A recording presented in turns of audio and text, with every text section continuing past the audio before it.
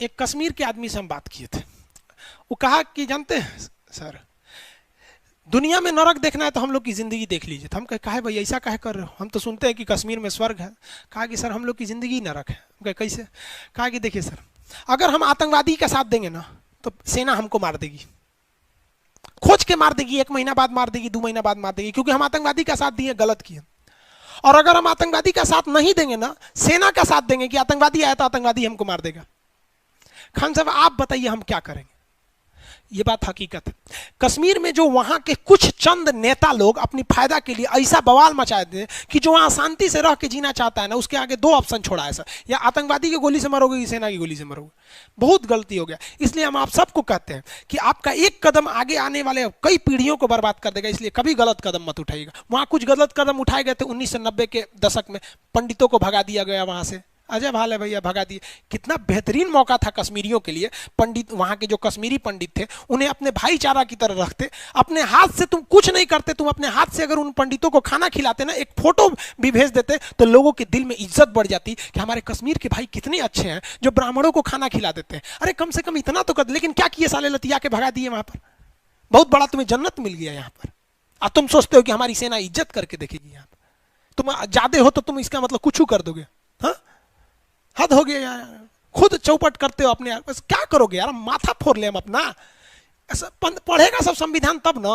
हाँ, आप खुद सोचो भाई, अगर आपके पास 10 वीडियो ऐसा आ जाए कि कोई कश्मीरी पंडित है, उसे कोई कश्मीर का आदमी है, वो उसे खाना खिला रहा है, अपने घर में रह रहा है, उसे बचा के ला रहा है किसी आतंकवादी से, आपकी इज्जत बढ़ेगी कि नहीं बढ़ेगी? आप कभी कश्मीरी को गाली दे पाएंगे? नहीं दे पाएंगे। लेकिन बेचारे सबको क्या कीजिएगा? ऐसा नहीं कि वहां सब गलत है।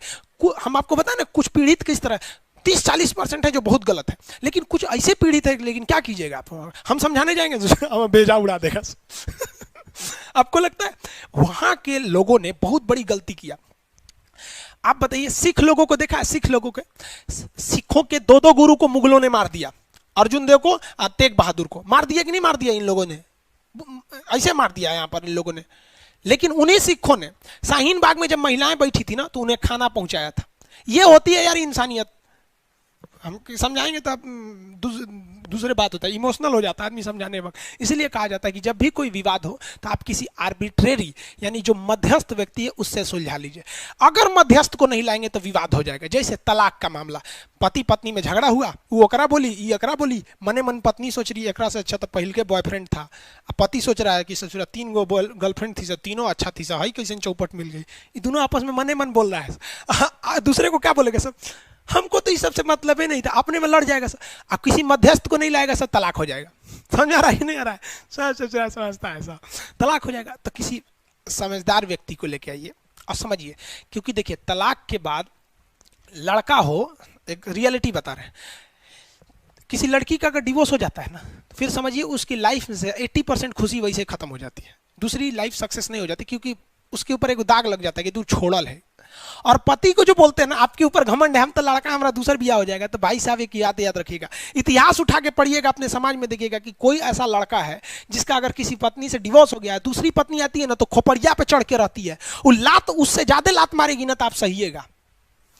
दिन पर दिन ताना मारेगी आपको कि ये रहनिया से तो पहल की छोड़ के चल गई, और आप सहिएगा।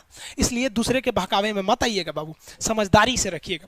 जो रिश्ते आप स्कूल कोचिंग में ढूंढते हैं ना, वो एक लेई होता है, लेई छोड़ देता है। और जो भगवान रिश्ता बना के भेजा है ना, वो फेविक्विक है, नहीं छोड़ेगा। Because if you select for your partner, she will या ही विल बी बेस्ट, वो आपके लिए बेस्ट हो सकती है अगर आप खोजते हैं। लेकिन अगर भगवान आपके लिए भेजा है ना, तो वो बेस्ट नहीं है, वो यूनिक है। यूनिक मतलब ओनली वन, अब बेस्ट मतलब नंबर 1। तो नंबर 1 से तो बहुत बड़ा होता है ओनली 1। इसलिए ईमानदारी से रखिएगा बाबू, माँ बाप का सर कभी मत नीचे कीजिएगा, वरना हमें अफसोस होगा कि हमने आपको शिक्षा दिया था।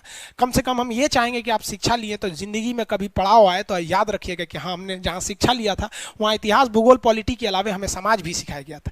तो हमारा संविधान अगर आप गहराई से पढ़िएगा ना, जीवन जीने का बहुत बेहतरीन रास्ता देता है। लेकिन अगर केवल नंबर लेने के लिए पढ़िएगा तो ना नंबर ले पाइएगा, ना जीवन सीख पाइएगा। लेकिन अगर इसे इंटरेस्ट लेके पढ़िएगा, बहुत इंटरेस्टेड है, इसका कोई हद नहीं कितना इंटरेस्टेड है।